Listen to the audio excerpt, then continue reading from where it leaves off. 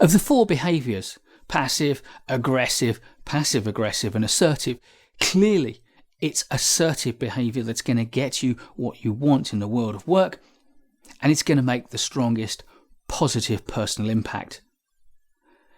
But when you do want something and you want to behave assertively, what are the best things to say and how is it best to say them? That's what we're going to look at in this video.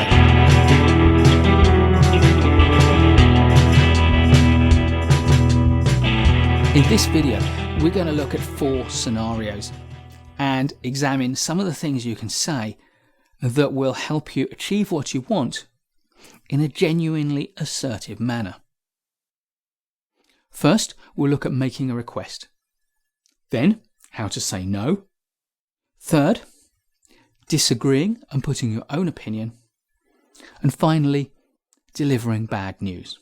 So, let's get started by looking at some tips and advice for how to make a request assertively. First, don't apologise, but do acknowledge the inconvenience that your request might cause and express regret if that's appropriate. And also, a big part of making someone feel better about complying with your request is to give them an answer to the question that's immediately come into their mind. Why? Yes, give them a good, meaty because. After all, if there is no good because, then why should they support you? Third tip is be specific about what you want.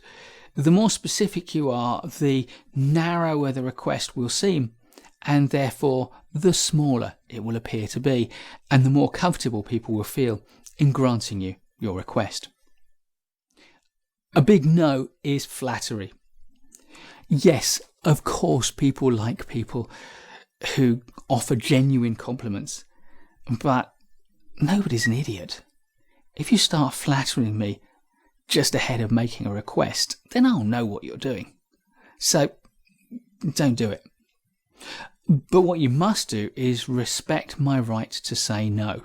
Obviously, if you're in a leadership role and I am one of your followers, and therefore it is my job to do what you ask, that's very different.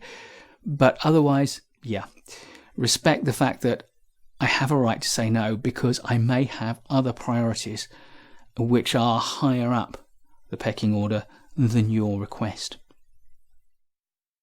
Always be courteous. Always be clear about what you want.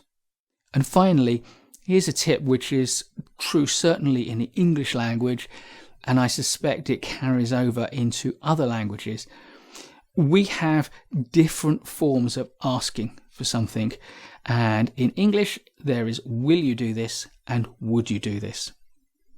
And for reasons which I don't know, it's certainly the case that would you do this is always more respectful and more likely to get a positive response than will you do this, which sounds too much to an English-speaking ear like a veiled demand. Will you do this sounds controlling, whereas would you do this seems a lot more respectful, offers a lot more opportunity to say no. And that brings us on to saying no assertively. And no is very difficult because it feels negative and therefore not something we want to be doing. So my top tip for this is to replace the idea of no as a simple word that is negative with an acronym that is positive. When I want to say no, I make a noble objection. And a noble objection is when you decline to do something for a positive reason and when you do so in a respectful manner. Once again, you don't want to be apologising for saying no, but you do need to respect and recognise any inconvenience it may cause. And likewise, once again, you need to offer a because and explain why to make it more palatable. If you can, offer alternatives. No, I can't do this, but what I can do is. Or, if you can't find any alternatives, can you make some helpful suggestions? No, I can't do this, but have you tried asking this person. Finally, not everybody is going to take your no the first time. So be prepared to calmly and respectfully repeat your no. Without escalating and becoming angry, just calmly say, no, I definitely can't do that. No, you've asked me twice, and I really cannot do that. I have other priorities. As soon as you say, I'm sorry, it sounds like you're weakening. But what you can say is, no, I have other priorities. I know that's not the answer you wanted, but those are my priorities. And now we're disagreeing, so that brings us on to the whole thing of how do you disagree in an assertive manner, and how do you put your own point of view in an assertive way?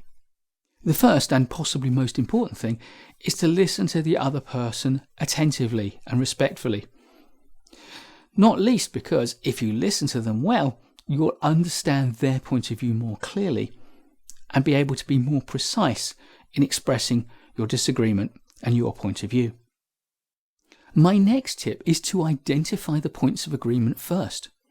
In fact, if you can describe the whole topic as being a bit like a pie, and you can show that the points of agreement occupy most of the pie, you can show that the disagreement is really a small detail and minimize its scope, making it easier. Ultimately, it's easier to build agreement upon agreement than to build it out of a disagreement. Always use the words I and me to take responsibility for your opinions and your disagreements. If when you're disagreeing you use the word you, it can sound accusatory. Always be constructive. Build on what they've said and what they believe that you can agree on, and avoid getting caught up in trivia and minor details. And let's not forget that all-important word, because. Once again, if you can give a good quality because, it'll go a long way to building agreement. Finally, let's talk about giving bad news in an assertive way. The first thing is to be proactive about it and set the timing. And in general, the sooner you give bad news, the better. But of course, if you give it at the wrong time, it can be disastrous. So you need to wait for the right time. Wait for a time when you can do so in an appropriate environment. When you give bad news, always be clear, always be direct, but never so much so that you become blunt. Don't try and kind of hide it behind some small talk. That's just disrespectful. And if it's really serious bad news, then we know that the brain can shut down parts of its functioning when it gets a shock, so it is worth considering whether you recommend someone sits down for their own safety and comfort before you give that bad news. When you're giving the bad news, avoid too much detail, focus on the main things, be factual about the events and what's happened, but be respectful of the emotions that go with them. As you give the bad news, make eye contact, but be very careful about physical contact. The right rules for this are very much culturally dependent and will vary from one society to another, but certainly in large parts of the world, physical contact can be inappropriate and can make things worse. So you have to judge the relationship you have with the other person, the context within which you're giving the bad news, and also the kind of cultural norms within which you're operating. Always give the other person time to process what you've said. Don't expect them to respond immediately. Don't expect them to respond calmly and rationally. Listen to what they're saying, accept it, soak it up without trying to fight back. But if the situation is too heated, be prepared to adjourn. And finally, if someone's had some really bad news, the emotional centres of their brain are overactive and therefore the rational centres are not active enough. So you may need to give some very clear instructions about what next. to relieve them from the need to figure it out for themselves. So in this video, we've covered some simple, but I hope practical and helpful advice for how to deal assertively and with 4 situations. Please do give us a thumbs up if you like this video. There's lots more great content to come from Management Courses, so subscribe to our channel and hit the bell to make sure you don't miss anything. I'll see you in the next one, and in the meantime, keep learning.